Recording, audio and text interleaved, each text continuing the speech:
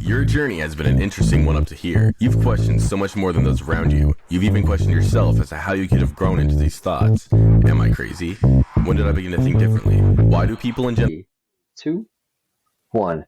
Hey there, Spiritual Dope. I got a special guest on for you today. It is Morgana Rae. She is a 20-time international #1 best-selling author and mentor coach.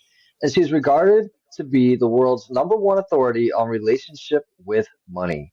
Her groundbreaking approach to love-centered wealth building has featured her on the Wall Street Journal, Yahoo Finance, all the major television networks, Coast to Coast Radio, and hundreds more. Morgana's fans call her the money goddess because of the many documented stories of clients manifesting unexpected income of hundreds, thousands, tens of thousands, hundreds of thousands, even over $1 million within hours of changing their relationship with money. A pioneer in personal development for over 27 years, Morgana writes, speaks, and coaches from a desire to empower idealistic entrepreneurs, artists, healers, and humanitarians to have a big impact in the world and to heal the rift between heart, spirit, and money. So thank you so much for being on today. It's funny because Wall Street Journal is great, right? Yahoo Finance, all the major and the one that of course gets me, I'm like, coast to coast. What? So awesome to have you on here today. Thank you so much. Yeah, Coast to Coast was fun, and you get a lot of time, and it's in the middle of the night. So my husband was listening from home because you have to do it on the landline, and we don't have any landlines at home. And he says, you were breathing really heavily during that interview because I was just pacing the whole time to keep my energy up. But it was a great experience. George Norrie is amazing. So. Right. How amazing. That's, legends in the field. I know that you've been with quite a few other legends as well, but that's the one that jumped out at me, and was super excited about that. So I usually like to start this off, Morgana, with the whole idea that you and I, we are conduits for source energy, right? And there's somebody listening on the other end of this podcast today that needs a message that can only be delivered through you, through source energy to them. What is that message today? The people that I'm speaking to right now, like, I'm not interested in the sociopaths, so we're going to leave them out of the conversation. But spiritual people, the do-gooders of the world, the artists, the innovators, the healers, the humanitarians, these are the people who have the most painful relationship with money. By the way, very rich people have pain too, and I've coached on the total extreme ends. But I'm speaking really here to the spiritual do-gooders who really just want to help. And that is such a different mindset and relationship with money than, say, the entrepreneur who is happy as a clam to make lots of money harming people. I was in a mastermind years ago, real mix of people, but I felt very out of place because one of the speakers was going on and on about how owning shell companies allowed him to sell potentially defective helmets and potentially defective guns, but if he got sued, he was protected because he owned a shell company. And that's not what I want to bring into the world. That's not what I support. I felt really, really alienated by that. So that's that, do this make money? Yeah, that's an equation, but that hurts.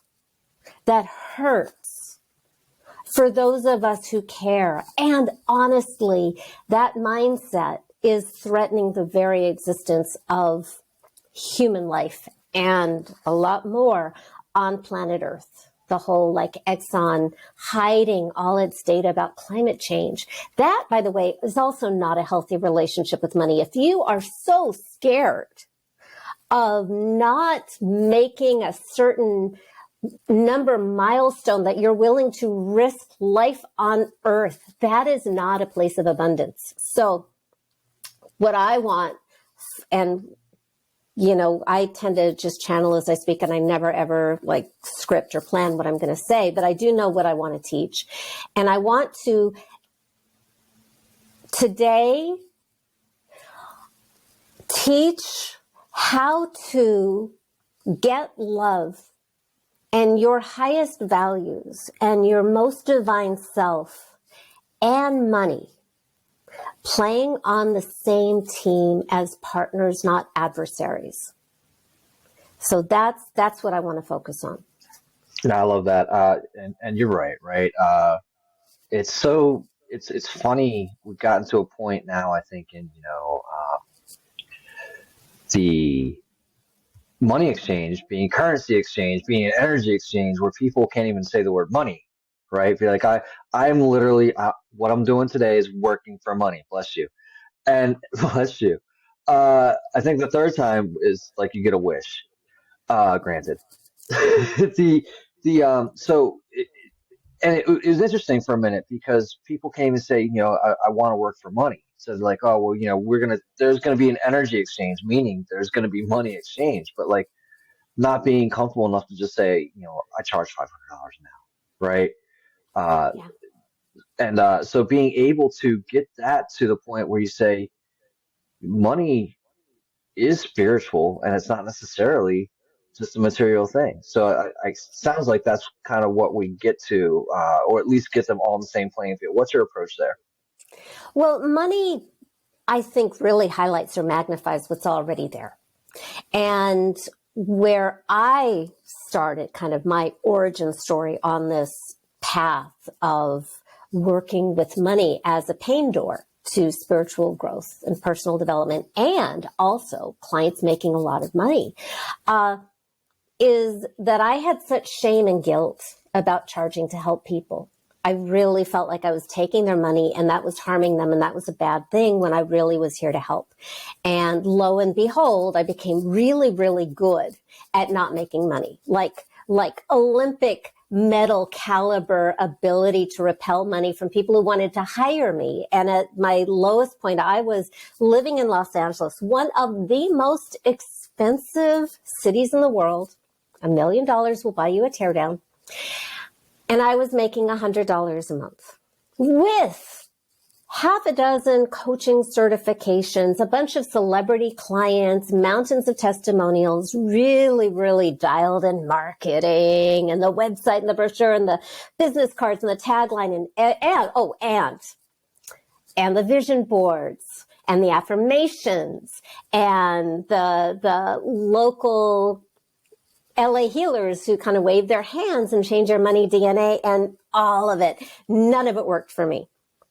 None of it worked for me. I had to get to the secret reason that I was repelling money. What was inside of me that was pushing it away intentionally, completely unconsciously. Consciously, I was going to those awful networking meetings and getting more and more certifications and just taking more and more classes on sales and this and that. And I took a class on overcoming sales objections, and I'm like a super good student. So 7 people, let me get my fingers right, 7 people in a row, I overcame their objections, which means that they said, I can't afford it, or I don't have time, but I really want to.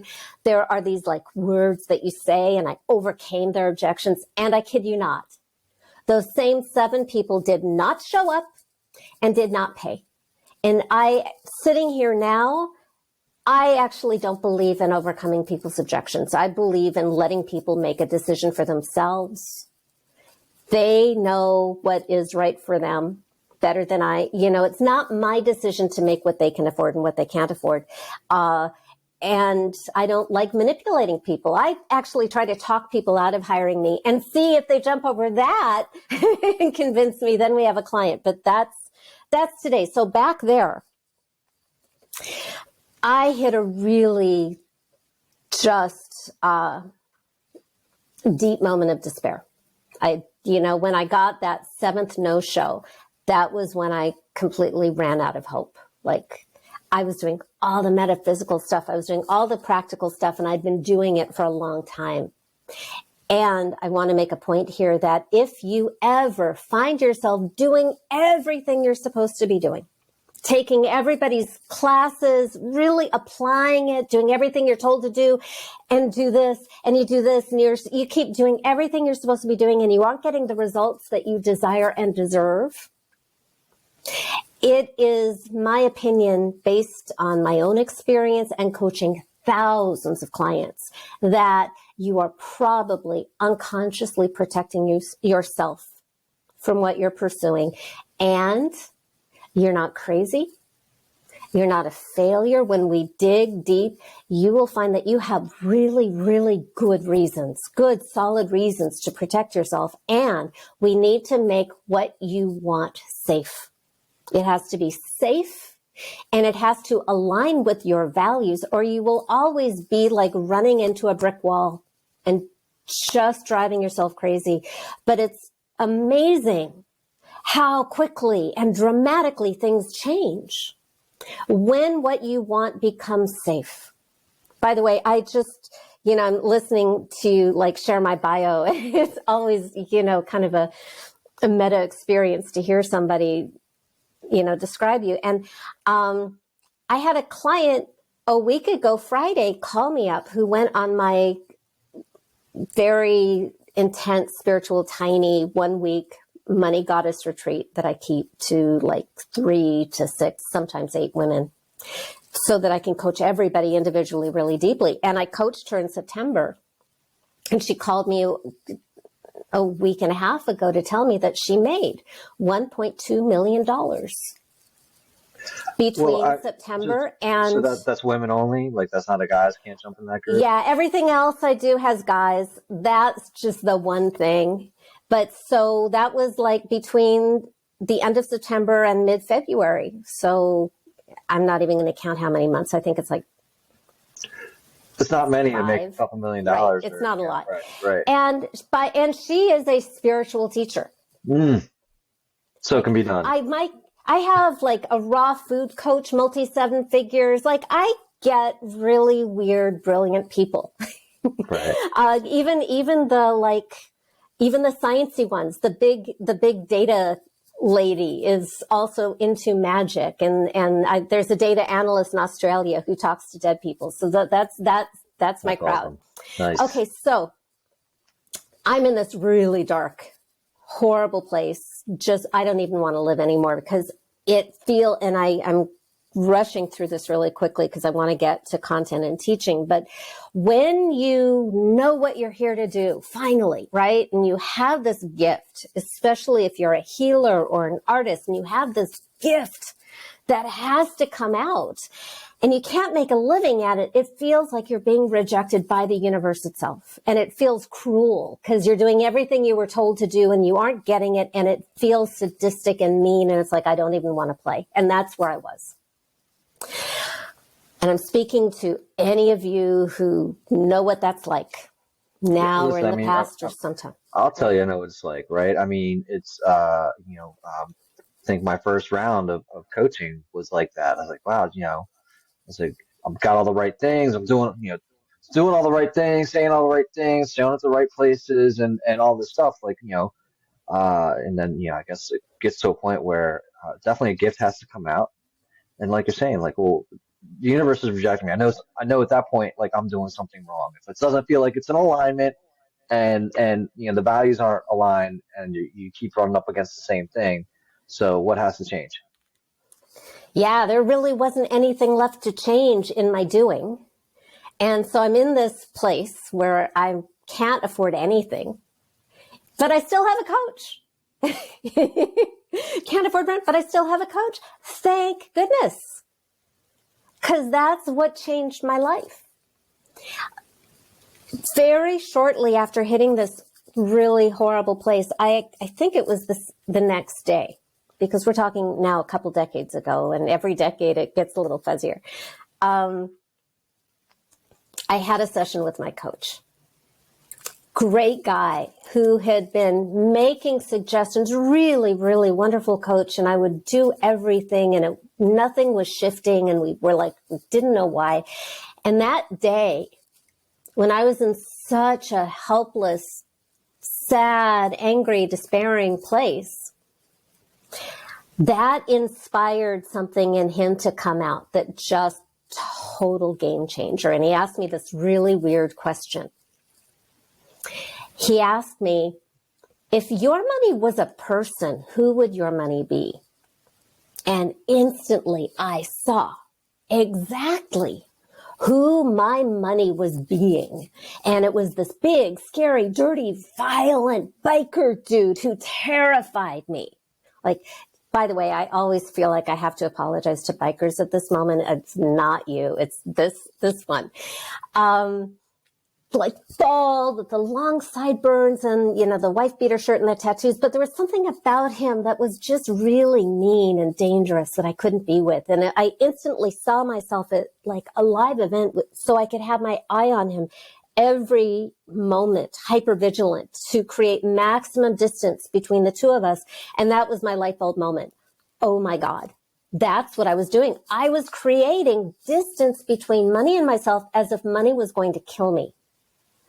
Completely unconsciously, because daily I was taking all the actions I was supposed to take. A friend of mine says it's not your fault, it's your responsibility, which is awesome. So there's no blame here. But because this relationship is your responsibility, you have the ability to respond and change it. Yay. So it was so clear to me in this moment that this biker, there was no way that I could have money in my life if it was this guy. It just wasn't going to work. So I had to get rid of the biker. I had to get rid of what I now call the money monster, which, by the way, has nothing to do with money. Like, we can start with financial crimes and the experience of scarcity, or people who exploit and do terrible things in the name of money, or when you have, we can start with your own financial traumas or of your family or ancestors. We can start there, but that's just the door. That's just the beginning. The reason money is such a painful subject, it's so taboo. Like, we can talk about sex, but we can't really talk about money and numbers, and there's so much shame and fear around it, is because money represents really the deepest pains and challenges and vulnerabilities of being human. It represents love. Are we loved? Does the universe love me? Am I wanted? Value. Am I valued? What is valued? What are my values? It's value. And bottom line, safety. Like, do I even get to exist? Am I treated like a human being? Can I eat? Can I get medical care? Do I have a right to exist? Is the world a safe, loving place that values me or not? Right. That is exactly what money represents. And so that's where you want to dig up the root cause of this money monster. So I didn't know that at the time. I had to kind of figure it out and reverse engineer it so I could do this for other people later. I just happened to be in that horrible moment of experience, which made it very easy. So yeah, I mean, you were in the ultimate survival mode, right? You're in the ultimate survival mode. You're at your quote unquote like rock bottom, and always talk about the difference between the people that are at the rock bottom. They have nothing left to lose. You're like, all right, well, I'll go try this other thing, right? It's like the Janis Joplin song, "Nothing Left to Lose," right? And then you've got the healthy normals, right? Which are the people that are they're okay where they're at, but they're not okay, right? They don't want to change it, but like it's sometimes it's easier to lose everything so that you can go for exactly what you want. Well, I believe, and I call my process alchemy. Like, so law of attraction fans, take a deep and cleansing breath. You'll get to have your positive thinking in a little while, but right now it's not going to help you. It'll keep you stuck. So what we want to create is maximum polarity. Alchemy is the transmutation of lead in human experience into gold. And the first thing we have to do is separate them completely and focus only on the lead. And it's like a slingshot, and it creates a tension that catapults us where we want to go. But first we have to go really, really deep into the lead, into that experience that we don't want to have, because that's what motivates change. And when you're in neutrality, I call it money mud. It's kind of, you're stuck. Can we change? Yeah, but first we have to dig. We have to dig a lot deeper into your reason to need to change. So that is the glorious sacred opportunity of these hard moments. And that's where I am kind of take a different tack than the way law of attraction is taught. I'm not saying high vibes only. I'm saying low vibes are part of life. They are sacred. They are useful. They actually have a tremendous power in them if we use them. You've been through the experience. Let's not waste it.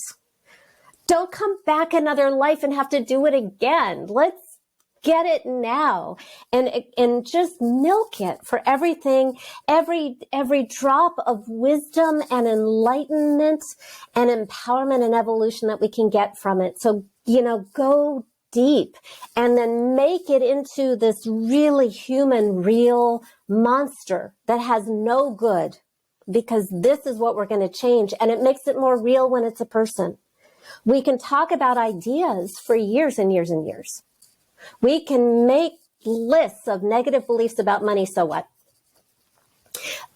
But when we talk about relationship is between people, even if that other person is your cat or your dog. It's personal.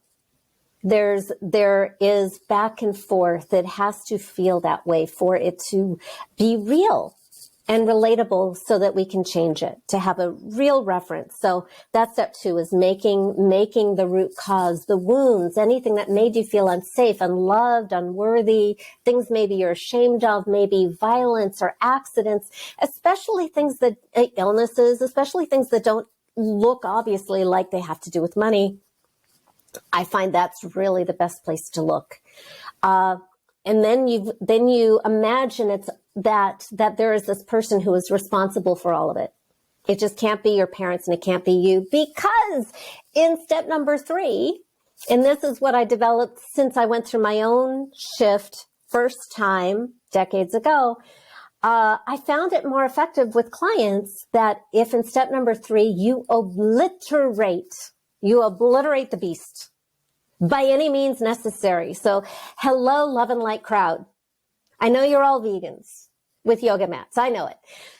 And I invite you to be as violent and overdramatic and thorough and complete in destroying the monster, because at the end of the day, this monster will destroy you. There can only be one. My mother loved Highlander, so there can only be one. There can only be one. No, Let's make that you. Yeah. So real And quick, get rid of it. yeah, real quick, just so I can just pause as we go along for a second, as you're talking about, creating this maximum polarity and going into the alchemy. I mean, there's a lot of energy stored and pent up energy in these areas that you're talking about going to, right? And then, are you talking about transmuting that, energy into this, right? Into the things that It's you're like the looking for. fire. It's like the fire in the alchemy lab. So our victim experience, which I think, it's like, I don't want to be there, but it's part of the human experience. And if you've been there, and I have been there, then you want to use it. And in my experience, the victim experience tends to feel very heavy. It's kind of got a heaviness, a coldness, a dampness, if we're going to get all like touchy-feely about it. But what helps you rise up from that victim experience and set boundaries and say, no, like Monty Python, thou shalt not pass, is that like that flame, that flaming torch. And we have all these beautiful spiritual archetypes. We've got Durga in India. You've got Saint Michael in the West, just slaying ignorance. And we're not killing anything that has a corporeal form. So you just want to embody that like Kali slayer of ignorance. I also loved Shiva. I got my degree in religion. I was really into Indian religion. So, and just destroy this embodiment of everything that does not get to move forward in your life. Like everything that you do not want to allow in your life experience, you put that in the monster and you reject it in this very dramatic, like Lord of the Rings, slaying the orcs fashion. And that's the first half of the process. I mean, it sounds good, right? And definitely a bunch of terminology I certainly understand, right? So we're making this monster and we're personifying it, right? I think anytime we in stories, right, we personify. There's a need to personify it so that we are able to relate to it a lot easier, and that's what you're doing when you create this money monster and personify it, so that, right? And it makes it a lot more specific and unique and personal to you. This is your monster. This is not some generic everybody's monster. This is yours. And this one is focused on you. So it's very personal. And the way to take your power back is that third step of destroying the money monster. And then when the monster is gone, yay, there's a new situation. When I first got rid of my monster, yay, and I had this experience of, oh my God, there's this feeling of emptiness. Like I've had this omnipresent monster dude my whole life around me that I never felt it. It's like, air. But when it's gone, you really notice. And nature abhors a vacuum. So I didn't know to destroy the monster then. And I was afraid it was going to come back. Or some like random money monster strolling down Sunset Boulevard was just going to get sucked into my vortex. So I needed to fill that spot immediately. Instantly, as soon as the monster is gone, now we have a new problem/opportunity, which is we need a new relationship. And it needs to be completely the polar opposite of what we had. Now, the lucky thing is when you've slayed the monster and you have slayed and obliterated and rejected everything that you do not want in your life experience, only one thing remains. And that's love. Like, that's it. That's all that is love and expressions and manifestations of love. So when I thought to myself, well, who could I have in my life that I would want so much that I'd be willing to have this relationship, even if it's money, because money has been very hurtful and scary in my life, and I don't want to get into that kind of thing again. So I instantly, luckily, visualized in that moment, just kind of showed up ready-made. Who showed up was this tall, dark, handsome, romantic young man carrying a bouquet of red flowers, dressed in a tuxedo as if he wanted to take me out. And he was very romantic and very loving and very in love with me and wanted to woo me, which is actually the character of this relationship, is that it feels like a love relationship. Love comes first before the cash. And I have found over the course of coaching so many people that a lover dynamic usually is best for a number of reasons. On a spiritual level, you're both equals. Your honey, this new relationship, the money honey, you can break his or her or their heart. It's not rescue me money. No, it's partners, which is really healing, and it kind of heals all those broken, unloved bits inside of us. And because I also know that many of us have had really, terrible sexual trauma. Maybe a sexy money honey isn't the place to start. So the first rule is that this new relationship is really, really safe. And that this person loves you exactly as you are, loves you more than anybody in the world. And this is somebody that you want. to be with and have in your life as a partner, because this person is worthy of your deepest love and admiration and trust. And it's just cool to be with, fun, nice, safe. You feel loved and you love back. That is step 4. That is meeting your money honey. So when I met mine and I was aware of, wow, this is so weird. This is like money loves me, which is completely different than my lifetime experience and nothing that I expected. But he felt so vulnerable, and I could feel how much I'd been breaking his heart for years by pushing him away. Like I was the one hurting him. It's like, wow, I don't want to do that. So it was you, not him. So it was actually me. And this is really important. Unbeknownst to me, I've always been the gatekeeper. It's like Judy Garland and Wizard of Oz with the red shoes. Like, right.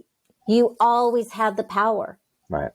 But you had to go through this experience, this initiation, this portal to find it, because it's part of your evolution.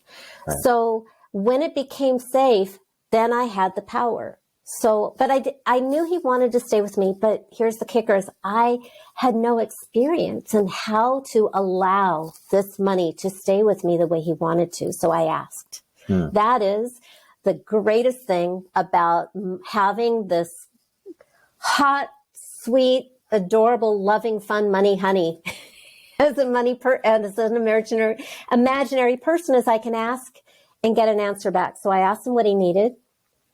And that first time out, he said he needed me to love him and stop treating him like a monster. And I thought, well, that's fair. What does that look like? Sure. And so we talked about it, and I made a commitment to him. So step 5 is you have the conversation with your new relationship with money. And step 6 is you take concrete, measurable action. And this is what I committed to him, was that next time he brought me a gift, I would say thank you. And that would look like if somebody wanted to hire me, because that's generally how he was trying to give me gifts, I would say thank you by saying, this is my fee without any shame. With that feeling of appreciation, right, of love. And I got to try it out really quickly, because 4 people called me the next day and hired me for double what I'd ever charged before. Yeah, that's amazing. And it is, right? It's kind of like that paradox, right? Where you're talking about having all that energy there. That money monster was kind of maybe almost like a money bodyguard, right? Or, you can look at it kind of any other way. Be like, nah, she says she doesn't want any, right? And then as soon as you took a different approach, and you said, let them all in, but real quick, another one, you mentioned a couple, you said concrete measurable actions. What, and to me that, I think about like, numbers and time frames and everything like that, but you said, you made him a promise, right? Something different. So what would be like another, 1 or 2 concrete measurable actions? I'd love to hear that. Yeah. So for me, it was all accidental. And so I'm a lot better with the people I coach. I was just sort of like, oh, this is, it worked. And then I had all these clients, and I wasn't marketing the money stuff at all, but they were human beings, which meant that money came up, because money is honestly the number one excuse that we human beings give for everything we can't have, do, or be. So that's why, and that's the only reason that I focus on money in air quotes as my pain door, because the work really isn't about money, but it is fun when people like Anna call and, tell me that she made the $1.2 million, or Perry made over $12 million. The big numbers are, kind of stand out. So concrete measurable action. This is fun, because when you're asking your money honey what he or she or they need from you, or want from you, or, just whatever that conversation is, the answer that comes back is typically very wise and impossible to execute. So it'll be love yourself, or trust yourself, Or the worst, relax. Never, ever, ever tell a woman to relax. That's bonus. That's extra. Yep. It's Right? funny how many times you hear it, but you still can't figure it out. So, so very good aspirational ideas. And nobody can love themselves perfectly 24/7 for the rest of their lives. So we want to have a win. Also, I believe that if you want physical, concrete, tangible, measurable change in your life, then you want to take some kind of concrete, physical, tangible, measurable action, because it's kind of pulling it out of the ether into the physical realm energetically. And you are teaching yourself and the universe that something has changed, but you want to give some kind of physical representation as sort of the little nice bow on top for any act of magic. So what I suggest is you just start brainstorming with your money honey. You don't have to know what the answer is, because you've got your partner here. And if you're really tuned in and this person really feels real and present and yummy and you're excited, then it's going to be easier to get communication back. And for some people, you can just do it in your mind. Some people, I have a client right now, a guy, some people think I only coach women, but I also coach guys. He's very kinesthetic. He's very in his body. So writing works better for him. So you just, like Neil Donald Walsh, Brandon says, da, da, da, da, da. Money honey, da, da, da, da, da. You just write it out, however it is. But so what you're looking for as you just sort of spit out ideas is how your honey responds. In my experience, it can come out really quick and easy and fast and quiet. And sometimes it's so quick and quiet that I can pretend that I didn't hear the response. But you learn how to dialogue with your money honey, and you learn how to recognize his or her response. So what you're looking for is the thing that really lights your money honey up. And what is very, very common with clients is clients love to be like good students. So very often, the first thing that will come out is, I'm going to make 30 sales calls a day. And I just want to like collapse and like dig a grave right in that moment. It just feels so heavy. Tell me what's happening there. Yeah. Tell me what's happening there. Right. Right? So What do you think? they're using their conscious mind and they're doing what they think they should do.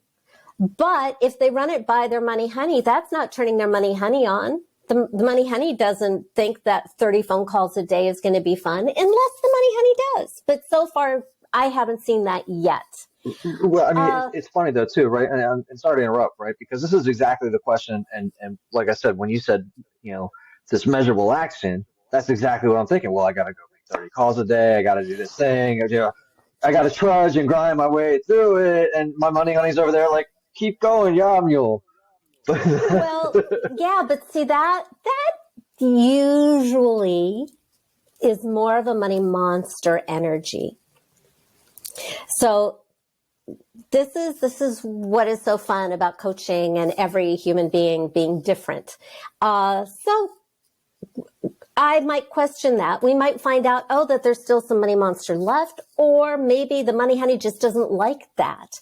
And we keep going. And so it can be something obvious, like do your taxes, get that out of the way. And my client will tell me, oh my God, doing my taxes felt like foreplay. And I'm like, great.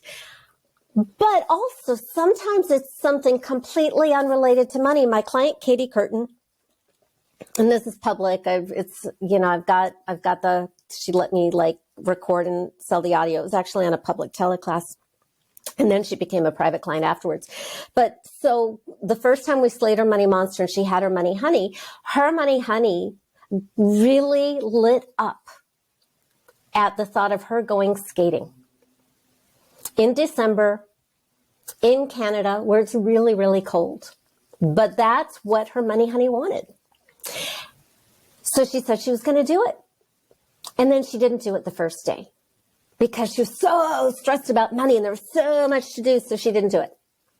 Day 2, didn't go skating because she was so stressed about money and debt and all that she had to do. Nothing happened. Day 3, she went skating. She took her 10-year-old little boy with her. They had this amazing time, this amazing heart connection. She came home. She got a phone call and somebody gave her $10,000 without her even asking. And that was the beginning of the journey. Janet Breitmeyer, also very, very similar story. Her money honey wanted her to go out walking, but she's too busy trying to get clients for a week. Finally, she went walking and she picked up 2 clients at more than she'd ever charged before. I have a client whose money honey wanted her to stay home and do laundry, and she got a phone call and a $20,000 client. So it can be about money or it can be about something else. It can be self-care, is very attractive to money. Healthy boundaries, very attractive to money. Sometimes my money honey says, that thing you've been putting off, it's time to do it. Okay. Right. Now, you said law of attraction earlier, right?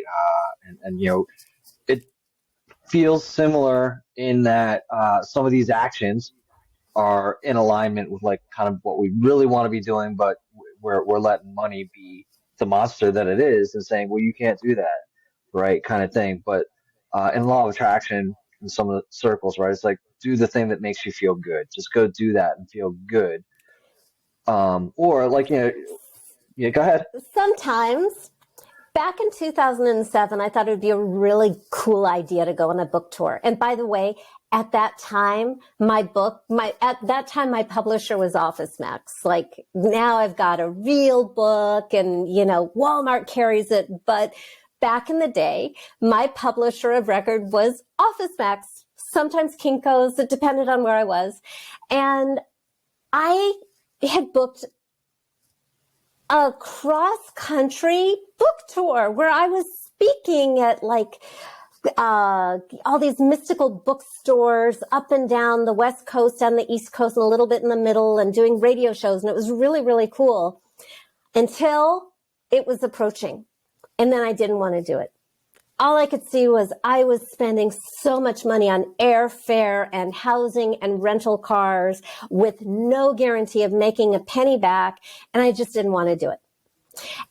And my money honey said, you're going to do it because you said you're going to do it. And I did it. And honestly, I completely sold out my inventory at my first speaking gig. It was, I think, some kind of like conscious living speaking conference in San Francisco. And then the next day, out of the blue, I suddenly had a TV interview in Sacramento. And I honestly made more money in those few weeks than I'd ever made before. But I didn't know that I would. And it really came down to, you don't know what's going to happen because that's life. Like I never predict what's going to happen. Sometimes I can see something, but most of the time, especially with sales, I don't predict that. But my money honey said, do it, even though I didn't want to do it. Well, and because that's integrity. Well, yeah, I'm in with that, right? Like, the 4 agreements type of thing, right? It sounds like, do what you're in integrity with, but also it sounds like your money monster was showing up because you were starting to worry about, I'm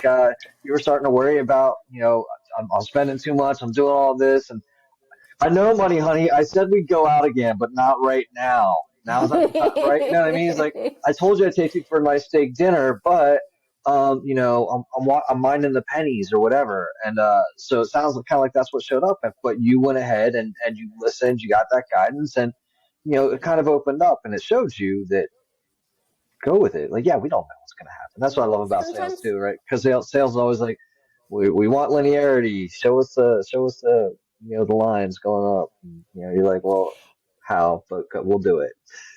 Yeah, well, I love the way you put that because, sometimes you just have to decide. You have to decide, who do I choose to be in relationship with?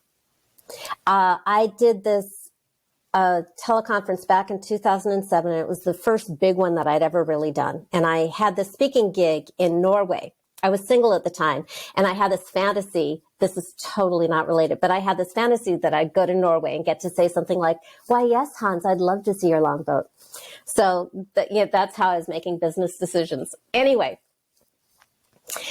so I have this big speaking virtual gig on a huge platform. And it was the best I'd ever spoken up until that moment, right? I was like really on, and I was making an offer, like a ridiculously underpriced offer, but it was stretchy for me at that time. And then no sales came in, and my shopping cart crashed. In retrospect, I think that probably so much was coming in at that time that it completely crashed, and I wasn't getting any orders. And I felt so betrayed by money, because I just spent the last 90 minutes talking about what a great person your money honey is, and how you have to be a great a great relationship partner. And then he did this to me, and I was cursing him out, like so angry, so hurt. And what was even worse was it didn't upset him. He just thought it was funny. He was laughing. And he said, "Well, turn it into an opportunity." And I'm like, "How?" And he says, "You'll figure it out." And I had this instant moment of self-awareness that cursing out my money honey may not be the embodiment of being a good relationship partner right now. So you're like, "Oh, I'm hanging out with Hans. F you. So I pulled up my big girl personal development panties and said, okay, I'll look for the opportunity, but I want you to know I'm really, really mad at you. And the next day I got a phone call from the host of the class that I taught for this huge personal development company, who said, "Oh my God, that was amazing. I had never thought of money as a relationship," which is hysterical, because that is their signature product, is relationship with money, that whole company. And she's saying, "And I'm sharing the recording with everybody in our office." And I'm going, "That's wonderful." And like my little antenna starts to perk up. I wonder if there's an opportunity here.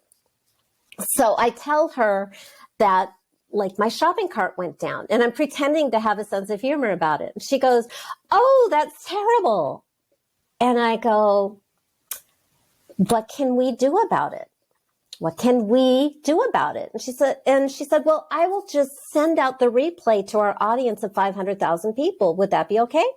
And I thought, yeah. So it went out to 500,000 people. And my sales were far more than they would have been had all this drama and broken shopping cart and nonsense, far more than it would have happened. Like, just long-term clients, totally covered the trip and all that kind of stuff. And it was a really good learning moment for me. First, you can actually have a fight and still be loved. You have to choose. Are you going to have a relationship with your money honey or your money monster? You don't know what you're going to get with your money honey, but you do know what you're going to get with your money monster, and you know you don't want it.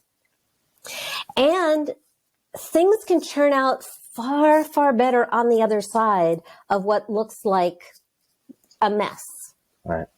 So you just have to stay in relationship, like a real relationship, stay in communication, and keep putting love first. What's it look like, I guess, to have that ongoing relationship? Like, I guess, are you writing notes on the daily? Be like, "Hey, money hunk, money honey, over here, what's going on?" Do we send notes to each other? What's the ongoing communication process like?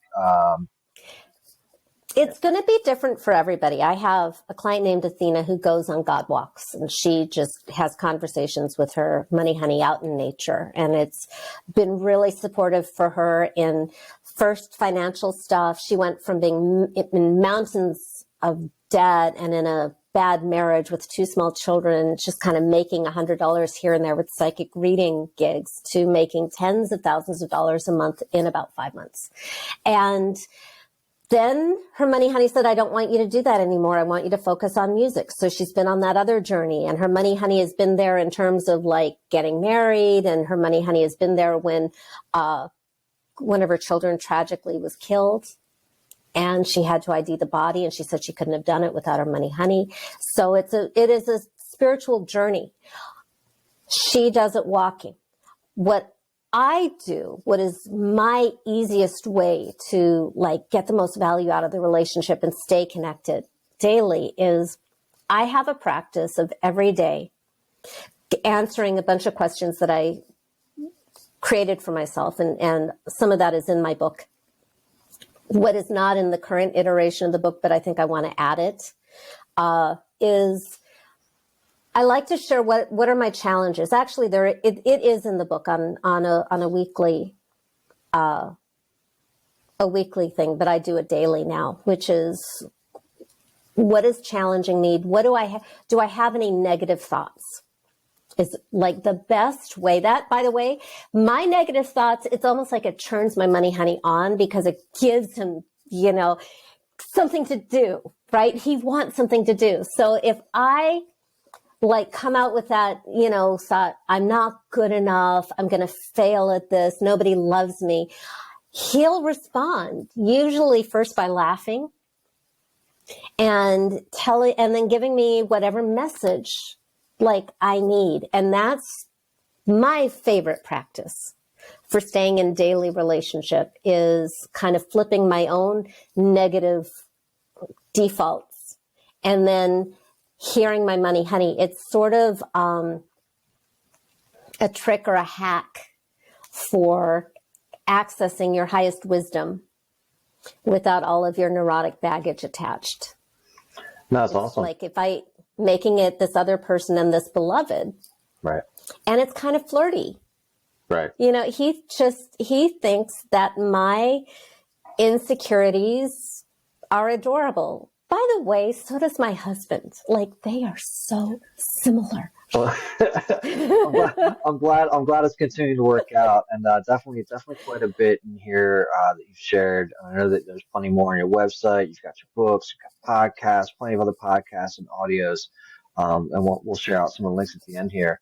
But is there anything else right in this moment that you'd like to share? If not, I've got just a little bit that we do, and then we hop towards the end there.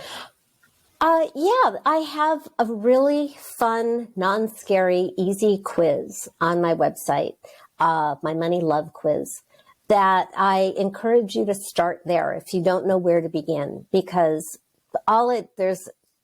you probably have figured out I'm really not into the judgy, shamey thing. I believe we are all on the same journey, which is to a life that is focused completely on love, lifestyle, and legacy. And the only purpose for money to exist is to serve love, lifestyle, and legacy. And when it serves anything else, that's when problems happen. So we're all on the same path. And so this quiz just kind of, it helps you identify where you're just really super strong, rocking it, where you need support. And based on your responses, it lets me know what to send you. Awesome. Like, instead of just giving everybody in the world the same gift, it's like, oh, why don't you listen to this? Right. Maybe this is where you need to go next. And so that's the quiz on the homepage. Very cool. No, thanks for sharing that. And I know that would be beneficial. I love that you send out something that is actually, not just like, hey, thanks for filling this out. Everybody gets one of these, right? So it's personalized a little bit, at least to the degree that they're answered. So we'll definitely send people there. And if you've got just a couple moments here, then what I always liken this podcast to, is kind of like spiritual speed dating, right? Like, somebody's tuning into the podcast and they're like, I'm just looking for my next spiritual speed date. Who am I going to spend? Like, because, I think, in the world of marketing too, like the average time that somebody spends is about 90 days, like kind of listen to like certain podcasts before they move on or they stay, right? So it's a speed date. And you're my spiritual bachelorette of the day. So, spiritual bachelorette number one. I think this is a good question for you. Why is there poverty and suffering in the world? Yeah. I think people are fundamentally just as sentient beings. We're frightened. And because we're frightened, there is a tendency for some people to hoard.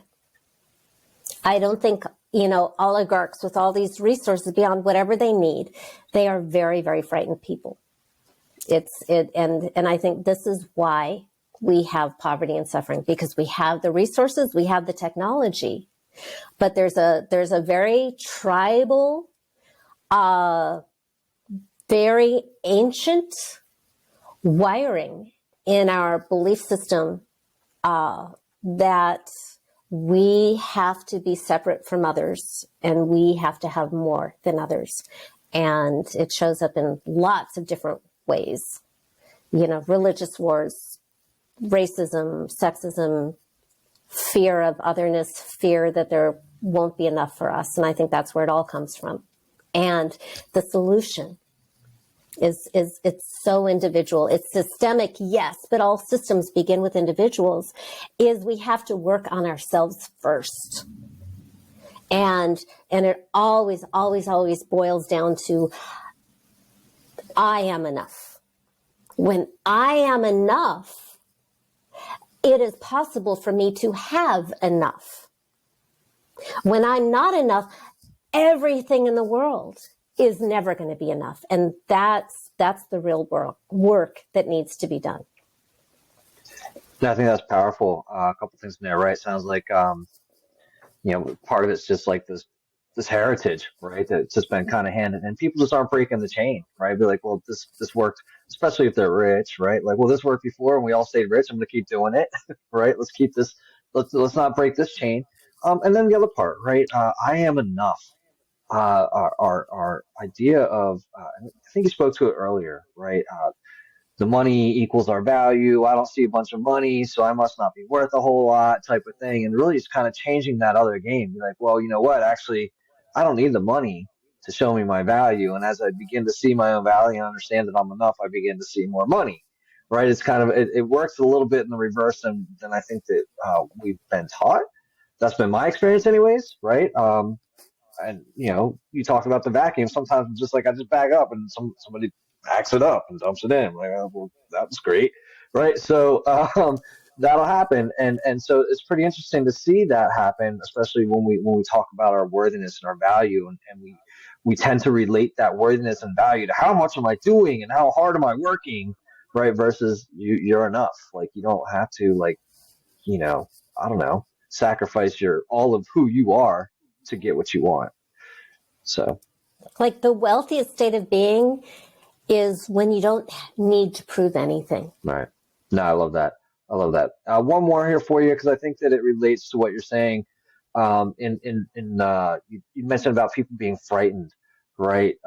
So when they're frightened, that to me would indicate that that's preventing them from living to their full potential. What else would be keeping people from living to their fullest potential? Well, I had this image when you were talking about being frightened, because, like, one of my favorite topics is the connection of love and money. And one of the unintended consequences that I found of my work early on, which is my favorite, is that when people heal their relationship with money, their love lives get better. So women, when we're frightened, we become really, like, hard and protective and masculine, and we have our armor up, and we're like, we want this, that, and we're not going to settle for anything less. And we're like, and guys are like, oh my God. And men, when they slay their monster, what is so beautiful is, like, you can see it in their shoulders. They're like this, and they become the heroes they've always wanted to be. And so while women, when they meet their money honey, they may be like, oh, I can finally relax. Now it's safe. I can just wrap myself in my money honey's arms and be supported now in this moment. And for the man, it's like, their money, honey's like, you slay the monster for me. You're my hero. And he's like, yeah, I am. And so he becomes really attractive, not just to money, but to romance. And the same for women. And that is, I think, my happiest, favorite effect of the work, because it really ultimately it all boils down to our relationship with life. Are we safe? Are we wanted? Are we loved? Awesome, Morgana. Thank you so much for coming on today. Now, I know we can send them to take the quiz, get the books. Where should we send them to connect with you? MorganaRae.com, just my name with a .com at the end. That is the mothership. That has my video series, that has the quiz, that has my book, that has hundreds of articles and videos and, my programs. And if you want to run off to Bali or Mexico with me for a week and become a money goddess, that's where you'll find it too. Awesome. Thanks so much for being on today. My pleasure. Thank you for having me. Really hope you enjoyed this episode of the Spiritual Dope Podcast. Stay connected with us directly through spiritualdope.co. You can also join the discussion on Facebook, Spiritual Dope, and Instagram at spiritual_dope. If you would like to speak with us, send us an email through brandon@spiritualdope.co. And as always, thank you for cultivating your mindset and creating a better reality. This concludes the most thought-provoking part of your day. Don't forget to like and subscribe to stay fully up to date. Until next time, be kind to yourself and trust your intuition.